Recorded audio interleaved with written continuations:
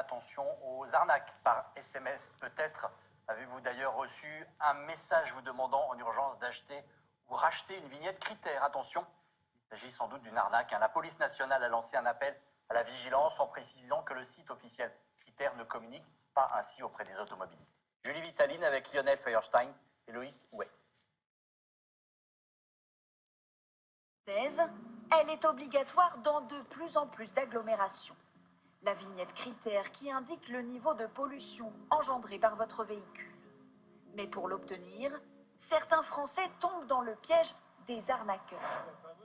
Claude Gagny, ici avec le béret, en a fait les frais. Alors ça, c'est la deuxième vignette reçue officiellement. C'est officiel. Voilà, c'est celle qui est officielle par rapport à la première, qui a coûté 39,90 € sur un site d'arnaque, à mon beau-père. Et qu'on n'a jamais eu. Et qu'on n'a jamais reçu. Près de 40 €, 10 fois plus que le prix officiel, demandé par un site comme celui-ci. On voit mention légale et tout, on est un peu dupé. La vignette n'est jamais arrivée dans sa boîte aux lettres. Son gendre lui explique alors qu'il s'agit d'une escroquerie. J'ai tout de suite dit à mon beau-père, écoute, ça c'est de l'arnaque. Et la deuxième chose que j'ai dit immédiatement, c'est de faire, opposition à sa carte bleue.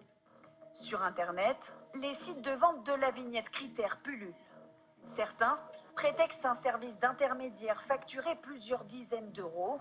D'autres vous imposent un abonnement mensuel indiqué en petits caractères. Depuis quelques jours, les arnaqueurs tentent de vous extorquer avec ce type de SMS. Nos agents ont constaté que votre véhicule n'était pas muni de la vignette Critère. Veuillez la récupérer sous peine de contravention en cliquant sur le lien ci-joint. Un lien qui renvoie en apparence sur un site gouvernemental. Voici un exemple de faux site qui est plutôt très bien fait. Voici la plateforme officielle de vente de la vignette. Preuve irréfutable, la mention .gouv sur l'adresse du site. Mais dans la précipitation, certains se font avoir.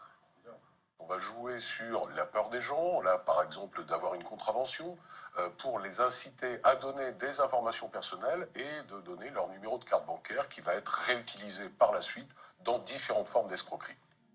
Le ministère de la Transition écologique rappelle qu'il est le seul habilité à vendre les vignettes pour un montant de 3,70 €.